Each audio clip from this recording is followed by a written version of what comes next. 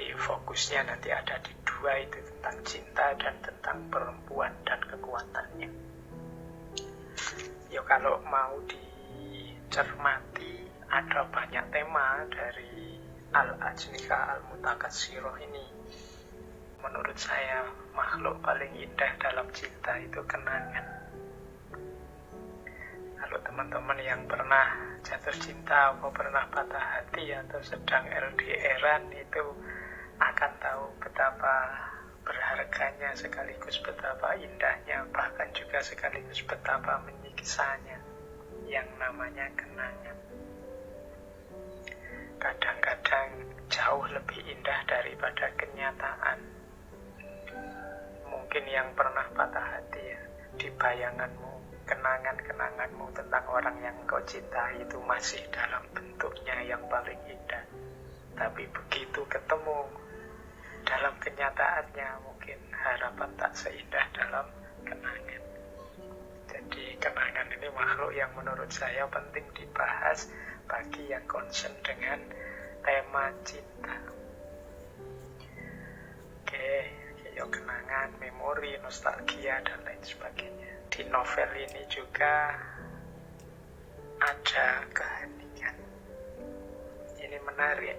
Gibran ini dalam banyak interaksinya dengan tokoh-tokoh di novel ini itu tidak banyak kata-kata. Kalau banyak novel itu kan biasanya ada kata siapa, bla bla bla bla, menurut siapa, kata-kata. Tapi ini dalam keheningan. Jadi dalam diam, dalam suara hati. Jadi di situ nanti akan kita lihat betapa suara hati, betapa keheningan itu jauh lebih dahsyat kekuatannya daripada kata-kata. Sekedar tatapan mata, sekedar duduk berdua, sekedar sendirian di malam hari dengan keheningan-keheningan. Tapi maknanya jauh lebih dalam daripada kata-kata. Kemudian di situ ada juga kepasrahan. Kalau ini memang hubungannya dengan arus utamanya cerita itu kepasrahan. Kepasrahannya seorang Selma Karami yang dipaksa menikah. Sebenarnya yang memaksa menikah itu bukan orang tuanya, tapi pendetanya. Orang tuanya tidak akan berani membantah pendeta. Tokoh agama ini dipandang yang punya otoritas tidak hanya dunia, tapi juga akhirat. Nah, mau tidak mau, karena yang memerintah pendetanya, tokoh agamanya, ya Selma terpaksa pasrah, meskipun menikah dengan orang yang tidak dia cintai.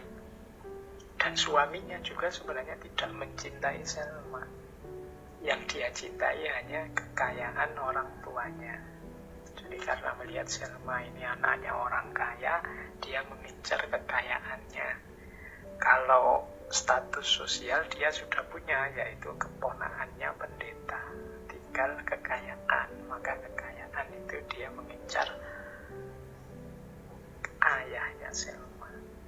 Faris Effendi, ayahnya Selma, itu sebenarnya ngerti bahwa ini sebenarnya anakku tidak cinta sama dia. Dia juga tidak cinta sama anakku. Tapi kalau membantah perintahnya pendeta bisa dimusuhi semua orang. Pastinya dengan model kepasrahan semacam itu ada tema lagi yang tidak boleh kita lewatkan, yaitu tema penderitaan. Jadi bagaimana karena yang berjalan adalah yang tidak diinginkan oleh semuanya, baik oleh ayahnya, oleh Selma, oleh Gibran, bahkan mungkin juga oleh keponakannya pendeta. Yang terjadi ya semuanya tidak nyaman, semuanya menderita. Baik, itu gambaran dari kisah dalam sayap-sayap patah. Yo pastinya saya potong-potong sesuai gaya ngaji filsafat ya, yang ingin mendalami secara runtut ceritanya dari awal sampai akhir ya silahkan dibaca sendiri. Bismillah, kita mulai. Saya awali dari cinta. Ada beberapa wawasan tentang cinta, beberapa insight yang menurut saya menarik dari novel ini tentang cinta. Yang pertama adalah tentang cinta pertama. Gibran dalam novel itu menjelaskan bahwa setiap orang muda pasti teringat cinta pertamanya dan mencoba menangkap kembali hari-hari yang asing itu, yang kenangannya mengubah perasaan di relung hatinya dan membuatnya begitu bahagia di balik segala kepahitan misterinya. Dalam hidup setiap orang muda pasti ada seorang Selma yang tiba-tiba muncul baginya di hari-hari musim semi kehidupannya dan mengubah kesendiriannya menjadi saat-saat bahagia serta memenuhi keheningan malam-malamnya dengan irama musik. Jadi ini Gibran mengasumsikan tidak ada orang yang tidak mengalami cinta pertama di masa mudanya. Ya, ini saya tidak perlu menjelaskan. Ayo teman-teman direnungi sendiri, ayo perjalanan hidupnya selama ini. Siapakah cinta pertamanya teman-teman atau bapak ibu yang mungkin mendengarkan? Pasti punya, pasti ada cinta pertama itu.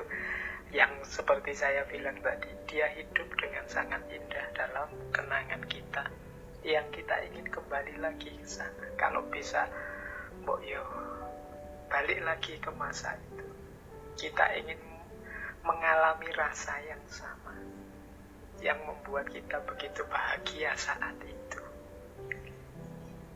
Jadi ini menurut saya wawasan pertama, karena ini ada di bagian-bagian awalnya novel yang diceritakan oleh Gibran. Di novel ini kan juga pengalaman cinta pertamanya. Boleh kalau teman-teman tertarik, ayo tulislah pengalaman cinta pertamamu masing-masing.